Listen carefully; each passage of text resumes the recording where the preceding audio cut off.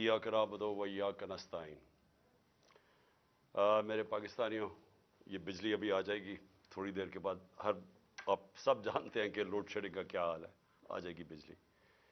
मैं आज अपनी कौम की तरफ से अपनी अदलिया को मुबारक देना चाहता हूं।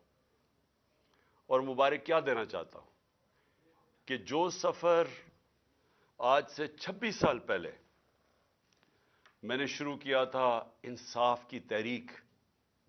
इंसाफ की तहरीक का मतलब होता है रूल ऑफ लॉ, कानून की हुक्मरानी। इंसाफ का मतलब होता है सब कानून के सामने एक बराबर।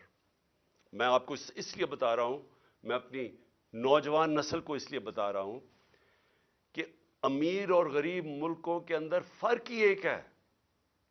अमीर मुल्कों में इंसाफ है, रूल ऑफ लॉ है, कानून की हुक्मरानी है। जिस मुल्क में भी गुर्बत है, एक एक मुल्क आप देख लें, उधर जंगल का कानून है, उधर ताकतवर के लिए एक कानून, कमजोर के लिए दूसरा। इसलिए आज जो उस रास्ते, यानी वो रास्ता जो इंशाअल्लाह पाकिस्तान को एक अजीम कौम बनाएगा, वो उस रास्ते के ऊपर हम निकल चुके हैं। हमारे सुप्रीम कोर्ट ने आज एक ऐसा फैसला किया कि उसने पाकिस्तान के आइन को, पाकिस्तान के कानून को उन्होंने आज अपहोल्ड किया। उन्होंने आज कायम की कानून की हुक्मरानी। और ये, अब मैं ये कहना चाहता हूं कि ये मेरी जिंदगी में मुझे अफसोस से कहना पड़ता है कि बहुत कम दफा ऐसे हुआ है। और काश कि ये पहले हो जाता तो आज पाकिस्तान एक वो मुल्क होता जो एक खुशहाल तरीन मुल्क होता। हम आज, हमारे ये हालात ना होते जो बदकिस्मती से आज पाकिस्तान के हालात हैं कि हमें हर जगह पैसे मांगने पड़ते हैं, कर्जे मांगने पड़ते हैं, हम जलील होते हैं, हमारे लोग जलील होते हैं, कौम की इज्जत नहीं है। जो कौम अपनी इज्जत नहीं कराती, दुनिया उसकी इज्जत नहीं करता। तो ये कानून और इंसाफ, रूल ऑफ लॉ, ये जुड़े हुए हैं खुशहाली के साथ। एक कौम सिर्फ वो खुशहाल होती है जिधर तरक्की होती है, वो जुड़ी हुई होती है जिस मुल्क के अंदर इंसाफ होता है, कानून होता है। नेल्सन मंडेला ने कहा था कि अगर गुर्बत हटानी है तो इंसाफ दो। उसने ये नहीं कहा था कि कहीं बाहर से कर्जे लो या पैसे मांगो। इंसाफ करो, आपके मुल्क में वैसे गुर्बत खत्म हो जाती है। जो अमीर मुल्क है, स्विट्जरलैंड की मैं मिसाल देता हूं, रूल ऑफ लॉ इंडेक्स में, यानी वहां इंसाफ जो उसको जो ग्रेड करते हैं तो वो 99% है। तो इसलिए वहां खुशहाली है, कुछ भी नहीं है, वसाइल भी नहीं है। तो आज मैं इसलिए फिर भी अपनी कौम को मुबारक देना चाहता हूं कि एक बहुत बड़ा यहां एक माफिया बैठा हुआ है पाकिस्तान में, कब्जा ग्रुप है। और ये कब्जा करके बैठ गए इस मुल्क पे पिछली अप्रैल से। और इन्होंने हर किस्म की पाकिस्तान के अंदर जो बुनियादी इंसानी हुकूक है उनको ख़त्म किया। इन्होंने हर किस्म की कानून की वायलेशन की। इन्होंने वो काम किए जो किसी जमहूरियत में नहीं हो सकते, कि वो लोग पहले इक़्तिदार में आते हैं एक ऑक्शन के जरिए, इलेक्शन के जरिए नहीं, अवाम का मैंडेट लेके नहीं आते, पैसे खर्च करके, हराम के पैसे से लोगों को खरीद के एक साजिश के तहत, और बैरूनी साजिश साथ मिलवाई इन्होंने अपने साथ। पहले हम समझते थे कि बाहर से साजिश हुई है, इन्होंने साथ मिलाई। यहां के जो मीर सादिक थे, इन्होंने गद्दारी की। इन्होंने बाहर से कुव्वतों को अपने साथ मिला के ये साजिश की गवर्नमेंट गिराने की। और उसके नतीजे में वो लोग आए जिन्होंने वो काम किया है जो किसी जमहूरियत में हो ही नहीं सकता। अपने अरबों रुपए, 1100 अरब रुपए के इन्होंने केस माफ करवाए, सिर्फ कानून बदल के, पार्लियामेंट में बैठ के नैब की अमेंडमेंट चेंज करके 1100 अरब रुपए का फायदा करवाया अपने आप को। तो आज मैं, और फिर उन्होंने पूरी कोशिश की कि किसी ना किसी तरह ये इक़्तिदार में रहे, और हर वो कोशिश की कि किसी तरह अवाम की राय ना आए। जो भी बाय इलेक्शन हुए, और अल्लाह का करम है कि 30 बाय इलेक्शन जीती है तहरीक इंसाफ 37 बाय इलेक्शन में से, जब से हमारी गवर्नमेंट गई है। तो इसलिए डरते हैं इलेक्शन से, और इलेक्शन से बचने के लिए इन्होंने ہر کوشش کی اور یہ پوری کوشش کی کہ جب 90 دن کے اندر واضح تھا، آئین کے اندر واضح تھا کہ 90 دن سے زیادہ، جب اسمبلی ڈیزالو کی ہم نے، قربان کی اپنی دونوں اسمبلیز، تو جب یہ واضح تھا کہ 90 دن کے آگے نہیں جا سکتا الیکشن، تو انہوں نے پوری کوشش کی، گورنرز کو ساتھ ملایا، انہوں نے ہر کوشش کی کہ کسی طرح یہ الیکشن نہ ہو. اور سپریم کورٹ نے جب آج فیصلہ کیا تو میں پہلے تو سپریم کورٹ کو یہ کہنا چاہتا ہوں کہ قوم آپ کے ساتھ کھڑی ہے. قوم اس ملک میں ترسی ہوئی ہے انصاف کے لیے، رول آف لا کے لیے. اور میں آپ کو یقین دلاتا ہوں کہ یہ 99 نہیں ہے، 98 99 میں جب اس نے، اسی نون لیگ نے ایک سپریم کورٹ کے چیف جسٹس کو ڈنڈوں سے اٹیک کیا اور بھگوایا وہاں سے، اور پھر پیسے دیے. وہی رفیق تاڑڑ، وہ پیسے لے کے بریف کیس لے کے گیا اور کوئٹہ بینچ خریدے. اور وہ چیف جسٹس جو سب آج تک سب سجاد علی شاہ کو سمجھتے ہیں کہ وہ ایک ایماندار دیانتدار چیف جسٹس تھا، اس کو سپریم کورٹ سے انہوں نے ہٹوایا. انہوں نے جوڈیشری کو تقسیم کیا. اور آج میں یہ دیکھ رہا ہوں لا منسٹر نے جو اسٹیٹمنٹ دی ہے، شرمناک ہے. پھر سے جوڈیشری کو تقسیم کرنے کی کوشش کی، جبکہ 5 ممبر بینچ نے سب نے ایک ہی چیز کہی کہ 90 دن سے آگے نہیں جا سکتا، 90 دن کے اندر الیکشن ہوں گے. 5 نے یہ کہا، اور انہوں نے 2 نے نہیں اتفاق کیا، لیکن اس چیز کے اوپر تو 5 متفق تھے کہ 90 دن کے اندر الیکشن کروانے. اور میں یہ جو لا منسٹر کی جو کوشش ہے اور نون لیگ کی ہمیشہ یہ کوشش رہی ہے کہ یہ انصاف سے بھاگتے ہیں، یہ آزاد عدلیہ کو کبھی نہیں چاہیں گے، کیونکہ یہ سارے اداروں کو کنٹرول کر کے ہی غیر قانونی چیز کر سکتے ہیں. جب تک ججز ان کے کنٹرول میں نہ ہوں، اور یہ جب ایک جج کو ٹیلی فون کر کے کہہ رہے ہیں کہ بے نظیر کو 3 سال نہیں 5 سال سزا ملنی چاہیے، یہ اس طرح کے ججز چاہتے ہیں. ان کو کبھی بھی آزاد اور کریڈیبل دیانتدار عدلیہ ان کو کبھی بھی پسند نہیں تھی. اور یہ آج حیرت یہ ہے کہ سپریم کورٹ کا فیصلہ آ گیا، لیکن ایک فضا ملک میں بنی ہوئی ہے کہ پھر بھی شاید 90 دن میں الیکشن نہ ہو. یہ اس سے کیا چیز ہمیں سمجھ آتی ہے کہ اتنا نقصان پہنچایا ہے اس مافیا نے، یہ شریف مافیا اور زرداری مافیا نے اتنا نقصان پہنچایا پاکستان کے اداروں کو کہ لوگوں کو اعتماد ہی اٹھ گیا ہے. اب سپریم کورٹ جب فیصلہ کر دے تو اس پہ گنجائش کیا رہ گئی؟ لیکن آپ تجزیہ نگار دیکھیں، سارے کہہ رہے جو ہوں گے بھی 90 دن میں الیکشن یا نہیں ہوں گے. یہ سوال ہی کرنے کا مطلب یہ کہ اتنا نقصان پہنچایا پاکستان کی جمہوریت کو، پاکستان کے اداروں کو، کہ لوگوں کو اب اس چیز پہ اعتماد ہی نہیں ہے کہ یہ ہوگا یا نہیں ہوگا. میں آج اپنی پارٹی کی طرف سے، پاکستان کی عوام کی طرف سے پھر سے اپنے سپریم کورٹ کو یہ پورا یقین دلاتا ہوں کہ ہم سب آپ کے ساتھ کھڑے ہیں. ہم انشور کریں گے، ہم پورا زور لگائیں گے کہ کوئی چیز اب غیر آئینی نہ ہو.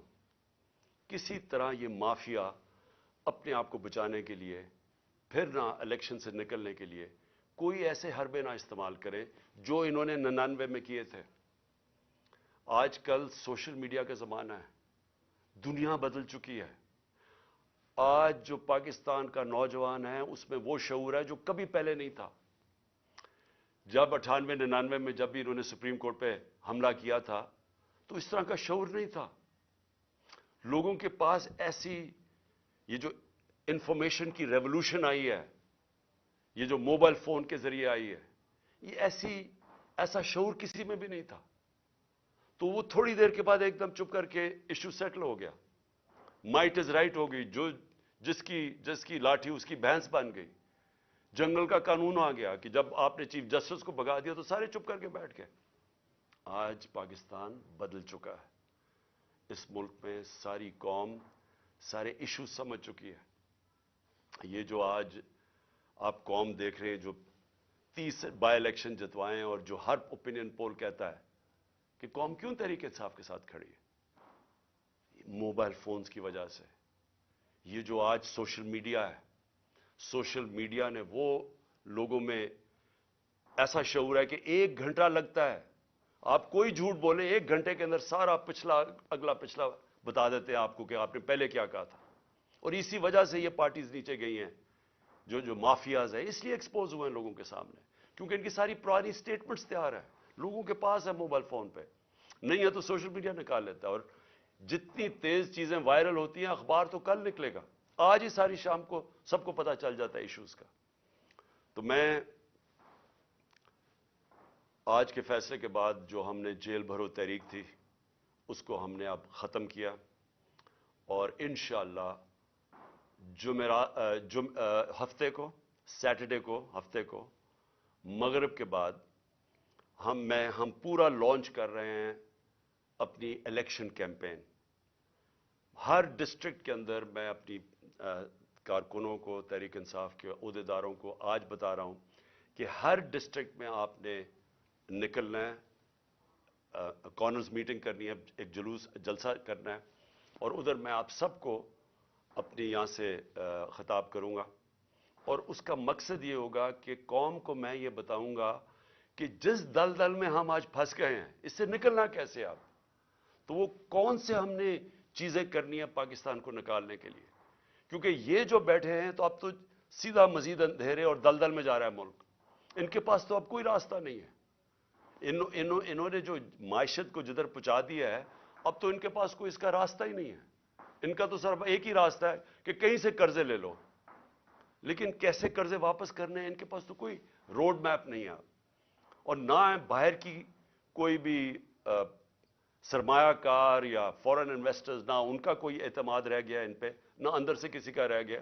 اور وہ جو موڈیز کی لیٹسٹ ریٹنگ آئی ہے، جو کریڈٹ ایجنسی ہے جو فیصلہ کرتی ہے کہ ملک کی کتنی سکت ہے، کتنی طاقت ہے قرضے واپس کرنے کی، تو اس میں تو سب سے نیچے پاکستان اب پہنچ گیا. پاکستان کی تاریخ میں کبھی اتنا نہیں نیچے گرا.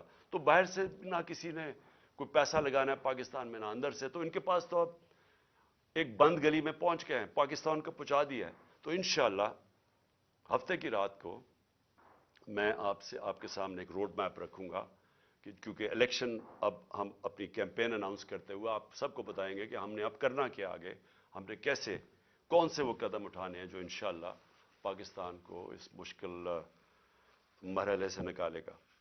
میں جو دوسری بات کرنا چاہتا ہوں آج وہ یہ کہ پچھلے 10 مہینے میں جس طرح کے پاکستان میں ہمارے لوگوں کی بنیادی حقوق جس طرح ان کو پامال کیا گیا، رد کیا گیا، جو ہمارے خلاف پرسیکیوشن کی گئی، انتقامی کارروائی کبھی پاکستان کی تاریخ میں ایسے نہیں ہوئی.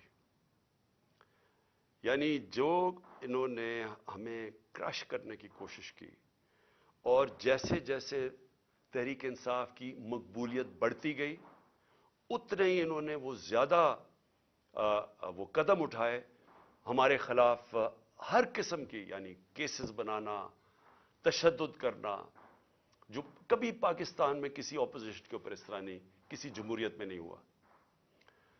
ہمارے لوگوں کے اوپر میں کبھی بھی بھول نہیں سکتا کہ جو تشدد کیا گیا اعظم سواتی پہ، شہباز گل پہ، جو صحافیوں سے کیا گیا، یعنی کبھی اس طرح کے جو ارشد شریف، یعنی دردناک کہانی ارشد شریف کی کہ کیسے اس کے اوپر اس کو دھمکیاں دی گئی، موت کا خطرہ تھا، ملک سے باہر گیا، پھر کیسے شہید کیا گیا اس کو، اور باقی صحافیوں سے جو کیا گیا، جمیل فاروقی ننگا کر کے اس کو تشدد، ایاز امیر جیسے ایک دانشور جن کی رسپیکٹ ہے، عزت ہے معاشرے میں، ان کو جو ذلیل کرنے کی کوشش کی گئی، سمیع ابراہیم اس کو جو کیا، غلام حسین کو اٹھا کے جیل میں ڈال دیا، اور پھر جو سوشل میڈیا کے لوگوں سے جو کیا گیا، لوگوں کو اٹھایا گیا. میں پہلے بھی بتا چکا ہوں، ماں باپ نے مجھے بتایا کہ ان کے ینگ بچوں کو اٹھایا گیا، 2 دن رکھا گیا، مارا پیٹا ان کو، اور پھر ان کو گھر واپس بھیجا، دھمکیاں دی گئیں، کئی اسے سٹیٹمنٹس میرے خلاف دلوائی واپس بھیجتے ہوئے. یہ کبھی ایسے پاکستان میں نہیں ہوا. हमारे कितने लोगों को 25 मई पे केसेस बनाए गए, अब फिर नए केसेस बना दिए। कल जो इस्लामाबाद में तलब किया गया, मुझे सबको डेट पता थी, सारों को जब डेट फिक्स कर दी अदालत ने तो सबको पता था मैं आ रहा हूं इस्लामाबाद। सबको पता हूं कि मैं पहली दफा, जब से मुझे ये गोलियां लगी हैं उसके पहली दफा इस्लामाबाद आना है, तो लोगों ने तो आना था।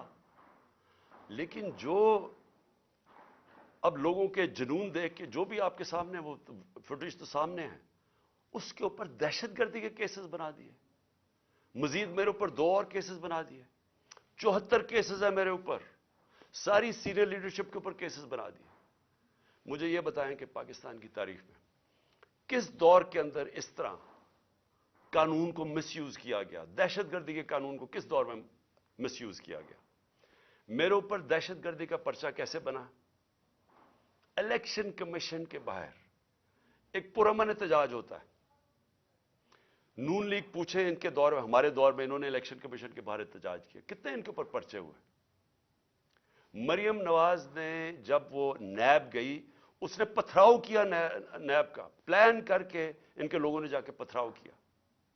कितने दहशतगर्दी के केसेस बने मेरे ऊपर।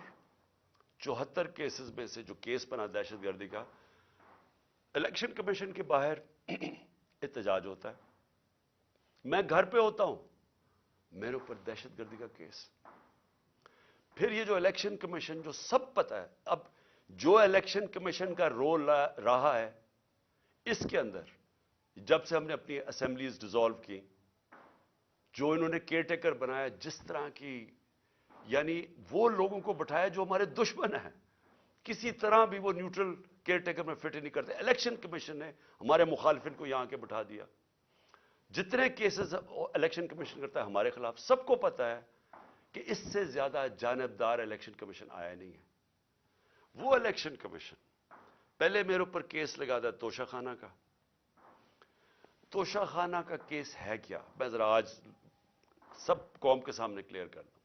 70 साल से पाकिस्तान का कानून क्या है, जब भी आपको कोई बाहर से गिफ्ट्स मिलती हैं, जो 70 साल से हेड ऑफ स्टेट्स को गिफ्ट मिलती हैं, ब्यूरोक्रेट्स को मिलती हैं, जनरल्स को, आर्मी चीफ को मिलती हैं, कानून यह है कि वो जाता है तोशाखाना में, और पुराने जमाने में 20% या 15% आप देते थे और आप वो गिफ्ट रख सकते थे। ये कानून था। हमारे जमाने में वो 50% हमने कर दिया, 50% आप तोशाखाना में देते थे, आप वो रख सकते थे, उसके बाद वो आपकी प्रॉपर्टी बन जाती थी। आज तक कभी किसी से पूछा कि उसने उसके बाद क्या किया? मेरी मर्जी, मेरी प्रॉपर्टी है, मैं जो मर्जी करूं। उसके ऊपर केस कर दिया है।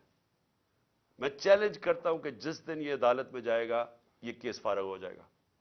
लेकिन जिन्होंने तोशाखाना से चोरी किया, आसिफ जरदारी ने और नवाज शरीफ ने, गाड़ी आप तोशाखाना से नहीं निकाल सकते। 4 गाड़ियां नवाज शरीफ ने रखी इस्तेमाल करके, 8 साल के बाद कहता जी तोशाखाना में मैं पैसे दे के लेता हूं। जरदारी ने 4 गाड़ियां तोशाखाना से निकाली। ये तो कानून, ये तो चोरी है। उनके ऊपर केस नहीं है, उनके केस भी पड़ा हुआ था नैब में, वो नैब ने खारिज कर दिया वो केस। और दूसरा केस है फॉरेन फंडिंग का। पहले तो पता चला कि वो फॉरेन फंडिंग ही नहीं थी, उसके बाद इलेक्शन कमीशन ने चेंज किया, प्रोहिबिटिव फंडिंग। उसके अंदर तो कुछ था ही नहीं केस में। उस केस को जो अदालत ने रद्द किया हुआ है, बेल दे दी है सबको, मुझे उसके ऊपर वारंट निकाल दिए। जिस वक्त वो अदालत में जाएगा वो खारिज हो जाएगा। लेकिन दूसरी तरफ जरा देखें कि इनके केसेस जो माफ हुए हैं, शहबाज शरीफ की 24 अरब डॉलर के नैब और 24 अरब रुपए के नैब और एफआईए के अंदर केस थे जो उन्होंने आते साथ ही माफ करवा लिए। 24 अरब के। नवाज शरीफ के एवन फील्ड्स के अंदर, मरियम नवाज के एवन फील्ड रेफरेंस में जो ये मेफेयर के फ्लैट हैं, क्योंकि मैं याद करा दूं लोगों को, ये हमने नहीं उसके ऊपर केस किया था। जो सारा वक्त मेरे ऊपर ये सब बोलते हैं, ये केस इनका इंकशाफ हुआ था पैनामा में। पैनामा के अंदर दुनिया में बड़े बड़े लोगों का, प्राइम मिनिस्टर्स का, वजीरों के इंकशाफ हो गए थे, जिनकी प्रॉपर्टीज छुपाई हुई थी उनमें। उसमें मरियम नवाज पकड़ी गई। 4 मेफेयर के 5 अरब रुपए के जो फ्लैट्स थे, वो निकला इसकी मलकियत। کیس تو ادھر شروع ہوا تھا، اور ان کے بیٹے، ان کے بھائی نے ٹی وی پہ جا کے کہا ہاں جی یہ مریم نواز کی ملکیت ہے اور وہ اس کی اونر ہے. وہ ہے 5 ارب کا. پھر چودھری شوگر مل میں 250 کروڑ کا کیس ہے. پھر نواز شریف کا چودھری شوگر مل میں اس کے اوپر بھی 250 کروڑ روپے کا کیس ہے. اور پھر توشہ خانہ میں 25 کروڑ کا کیس ہے. یہ سب معاف ہو چکے ہیں.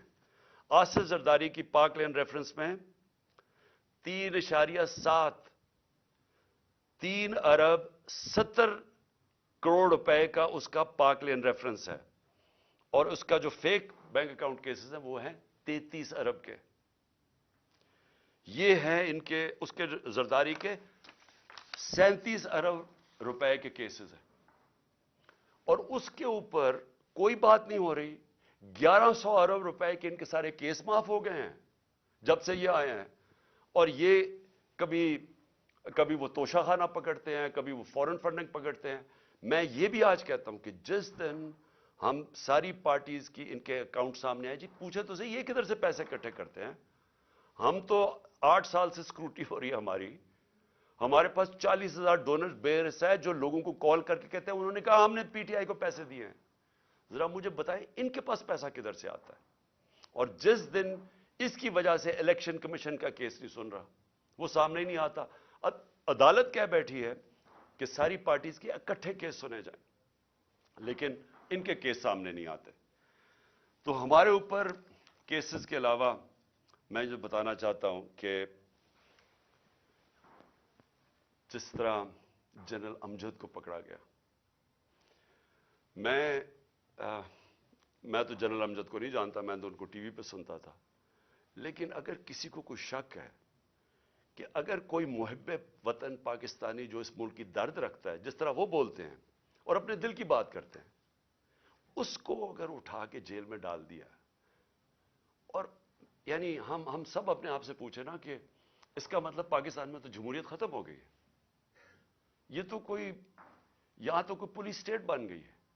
یہاں تو ایسا خوف آ گیا ہے، کوئی سچ نہ بول دے، کسی طرح لوگوں کو کنٹرول کرو، میڈیا کی کس طرح آواز کنٹرول کرو.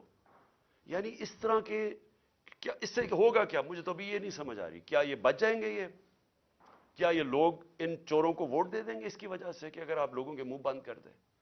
کیا ہمیں جو ڈرایا دھمکایا جا رہا ہے اور یہ جو ہر روز نئی ایف آئی آر، کیا اس سے ہم پیچھے ہٹ جائیں گے؟ ہمارے لوگ اس وقت جو جیلوں کے اندر گئے ہیں، جیل بھرو تحریک میں، ہر دوسرے شہر میں جاتے تھے اور زیادہ لوگ جیلوں کے لیے تیار ہو جاتے تھے.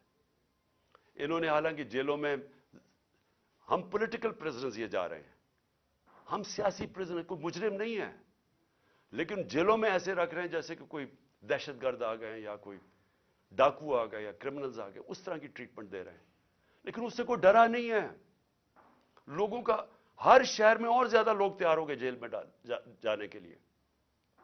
اور میں نے تو ابھی کال دینی تھی سارے پاکستان کے لیے. اگر یہ الیکشنز نہ کرواتے تو میرا اگلا تھا کہ ایک دن میں نے سارے پاکستان کو کال دینی تھی، سب ہم جا کے جیل بھر دیں. کیا کریں گے یہ؟ تو یہ خوف ہی دلوا رہے ہیں نا.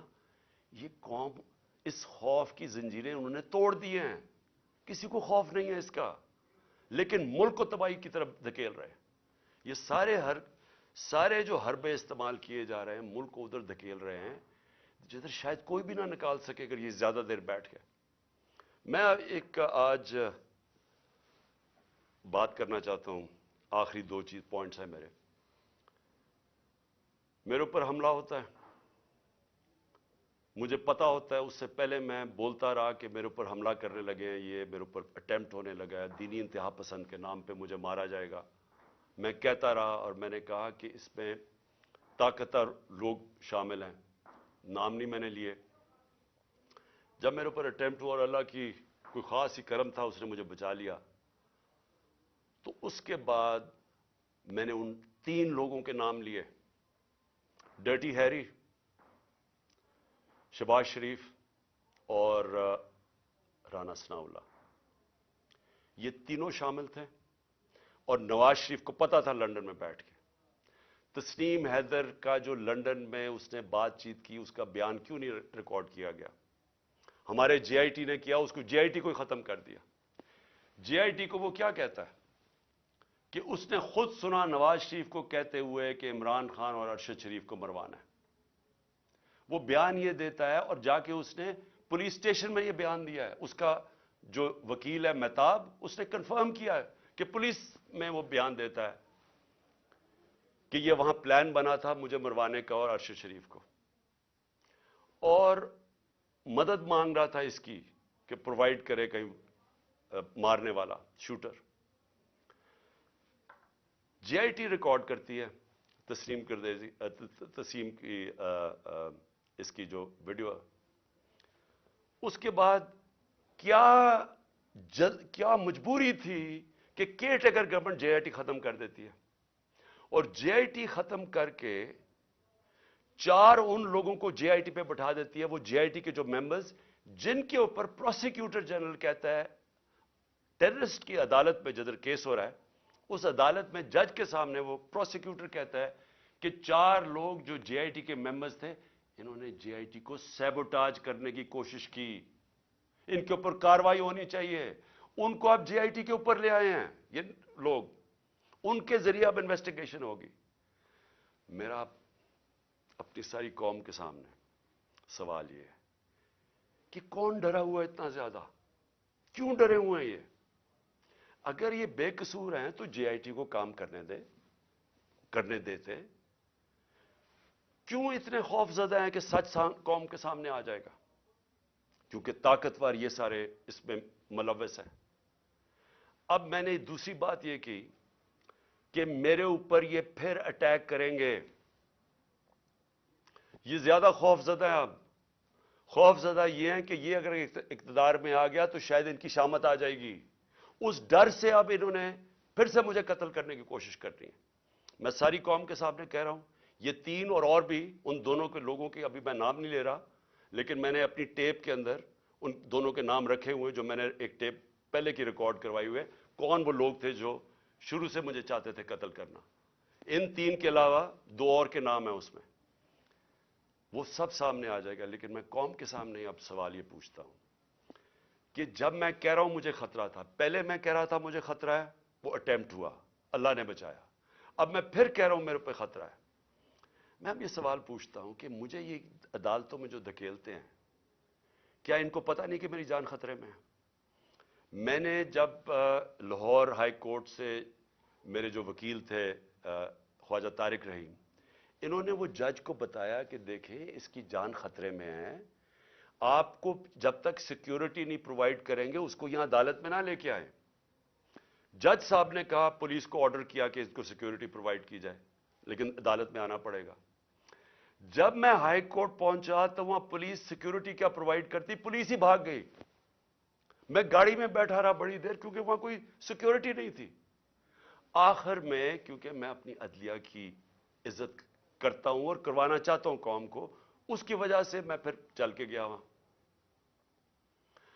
اس کے بعد اب پھر 3 مجھے پیشیاں بھرنی پڑی اسلام آباد میں, اور پیشیاں یہ ہیں کہ جناب دہشت گردی کا میرے پر کیس جو ہے کہ میں وہاں تھا بھی نہیں, وہ ادھر الیکشن کمیشن کے بعد جدھر مظاہرہ ہوتا ہے میرے پر کیس ہے. اس طرح کے کیسز ہیں. یہ کیسز نہیں ہے کہ اربوں روپے کی ملک کا پیسہ چوری کر کے ملک سے باہر لے گیا جو ان چوروں نے کیا ہوا ہے. اس کے اوپر 3 مختلف جگہ پہ مجھے پیشی کرنی پڑی. کوئی پولیس سیکیورٹی نہیں تھی, کوئی بھی کسی ٹائم پہ واردات کر سکتا تھا. اور مجھے بچانا کس نے تھا؟ میں اپنی عدلیہ سے آج کہنا چاہتا ہوں کہ کس نے مجھے ڈیفینڈ کرنا ہے؟ جنہوں نے مجھے ڈیفینڈ کرنا ہے ان سے ہی مجھے خطرہ ہے. کیا انٹیریئر منسٹر مجھے ڈیفینڈ کرے گا؟ یہ شہباز شریف کرے گا؟ ان کے نیچے ساری فیڈرل گورنمنٹ کی ایجنسیز ہیں, ان کے نیچے پولیس ہے, تو خطرہ تو ان سے ہے. کیا ڈرٹی ہیری مجھے ڈیفینڈ کرے گا جو خود ہی سب سے بڑا خطرہ مجھے اس سے ہے؟ کون ڈیفینڈ کرے گا؟ تو مجھے ان پبلک جگہوں پہ لے کے جا رہے ہیں, جبکہ میں یہ بتا دوں جو نوید جو شوٹر ہے جس نے مجھے گولیاں ماری تھی, یہ 3 میری ٹانگ پہ اور اوروں کو لگی تھی, اس کی ٹرائل اس کو عدالت نہیں جانا پڑا کیونکہ وہ کہتے ہیں اس کی جان کو خطرہ ہے. اس کی جیل میں ہو رہی ہے ٹرائل, اس کی ویڈیو کانفرنس پہ ہو رہی ہے, تو میری کیوں نہیں ہو سکتی؟ میں نے جرم کتنا, جو قتل کرنے والا ہے وہ تو وہاں بیٹھ کے اس کا ٹرائل ہو رہی. مجھے ہر جگہ عدالتوں پہ لے کے جا رہے ہیں. میں چیف جسٹس صاحب کو لیٹر لکھوں گا کہ ہمارے دور میں جب میں پرائم منسٹر تھا تو ایک جج صاحب نے نواز شریف کو کوئی بیمار ہوا، اور آپ پتہ سارا وہ فیک بیماریاں تھیں، ہر چیز ہی اس کی 2 نمبر ہوتی ہے. جب وہ بیمار ہوا تو ہمیں فیڈرل گورنمنٹ کو حکم آیا کہ آپ ذمہ دار ہوں گے، اگر اس کو کچھ ہوا تو مجھے کچھ ہوا تو کون ذمہ دار ہوگا؟ کیونکہ جنہوں نے ذمہ دار ہونا وہ تو خود ہی مارنے کے چکر میں ہے مجھے. تو اس لیے میں اپنے چیف جسٹس صاحب لاہور ہائی کورٹ اردو بھی لکھوں گا کہ مجھے ہر دوسرے دن یہ ثناء اللہ جیسے بدماش جنہوں نے زندگی میں کوئی صحیح کام کیا نہیں ہے، وہ ہر دوسرے دن کوئی نہ کوئی کیسز کرتے جاتے ہیں، تو میں چکر لگاتا جاؤں گا اور کون پروٹیکشن دے گا؟ میں آخر میں آخری بات کرتا ہوں کہ سوال یہ ہے اب کہ یہ کیوں بھاگ رہے ہیں الیکشن سے؟ یہ جو پی ڈی ایم کی پارٹیز ہیں، الیکشن کا نام سن کے ان کی کامپیں کیوں ٹانگنی شروع ہو جاتی ہیں؟ وجہ یہ ہے کہ پبلک ان کے خلاف ہو چکی ہے. وجہ یہ ہے کہ پہلے تو 30 سال سے ان کی چوریوں کا ساری قوم کو پتا تھا، اس کی وجہ سے تو مجھے ووٹ پڑی تھی. اس کے بعد جو انہوں نے ملک کے ساتھ کیا ہے، یہ اس ملک کی تاریخ میں عوام کے اوپر اتنا ظلم نہیں ہوا جو انہوں نے کیا ہے. جب سے یہ آئے ہیں، اب یہ میں اپنا نہیں کہہ رہا، میں ڈاکٹر حفیظ پاشا کا کہہ رہا ہوں، وہ ایسٹیمیٹ کرتے ہیں کہ 1.5 کروڑ لوگ مزید غربت کی لکیر سے نیچے چلے گئے ہیں. وہ ایسٹیمیٹ کرتے ہیں کہ 80 لاکھ لوگ بے روزگار ہو چکے ہیں جب سے یہ آئے ہیں. وہ یہ کہہ رہے ہیں کہ پاکستان کی تاریخ کی سب سے زیادہ مہنگائی ہوئی ہے. ہم جب تھے تو 16% پاکستان کی مہنگائی تھی، آج 41% پہ پہنچ گئی ہے، اور ابھی مزید اور مہنگائی آنی ہے، کیونکہ جیسے جیسے روپیہ گر رہا ہے، پھر آج روپیہ گرا ہے تو ہر چیز تو مہنگا ہونا ہے. تو ایک طرف مہنگائی، ایک طرف بے روزگاری بڑھ رہی ہے، ایک طرف معیشت سکڑتی جا رہی ہے، ایک طرف ہم قرضے واپس کرنے کی ہماری وہ قوت ہی گرتی جا رہی ہے. کیونکہ جب معیشت سکڑتی ہے، جب گروتھ ریٹ نیچے آتی ہے، جب آپ کی انڈسٹری بند ہونی شروع ہو جاتی ہے، جب کسان کی پیداوار کم شروع ہو جاتی ہے، تو کدھر سے پیسہ آنا ہے کہ ہم اپنے قرضے واپس کریں؟ تو قرضے چڑھتے جا رہے ہیں اور ان کے پاس کوئی راستہ ہی نہیں ہے. تو قوم تو ان کے خلاف اس لیے ہو گئی ہے. اس وقت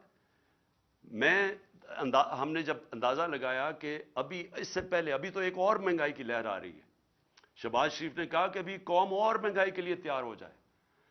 تو اگر پچھلی اپریل کے اندر 30,000 روپے جس کی تنخواہ تھی، اس کے پاس صرف 20,000 کی خریدار کی قوت رہ گئی ہے. وہ صرف 20,000 کی چیزیں خرید سکتا ہے جس کے پاس 30,000 کی تنخواہ تھی. اور پہلی مہنگائی تھی، یعنی ایک عالمی مہنگائی کا سائیکل چلا ہوا تھا کرونا کی وجہ سے. تو وہ تو ہم پوری کوشش کر رہے تھے کہ قیمتیں نہ بڑھیں. ہمارے اوپر ایک الزام لگایا کہ جی انہوں نے پٹرول اور ڈیزل کی قیمت کم کر دی. ہم نے کم کی، کہیں اور سے پیسے لگا کے کم کی تاکہ عوام پہ بوجھ نہ پڑے.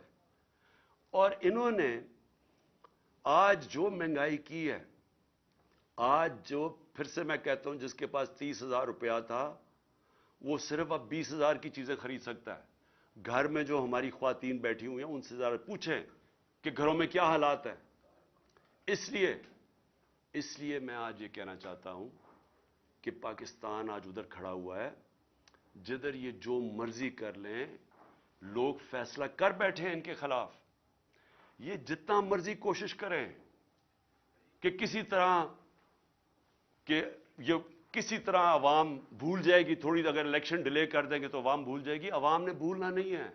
جتنی دیر ہو رہی ہے اتنے اور زیادہ آپ کے خلاف لوگ ہیں. راجن پور میں جو الیکشن ہوا، راجن پور کے الیکشن کے اندر ایک قوم کو پتا چلا کہ جو مرضی انہوں نے چیزیں کی، ہر قسم کا حربہ استعمال کیا. انہوں نے جو بھی یہ کر سکتے تھے، انہوں نے ایڈمنسٹریشن کو استعمال کیا، اسٹیٹ مشینری کو استعمال کیا.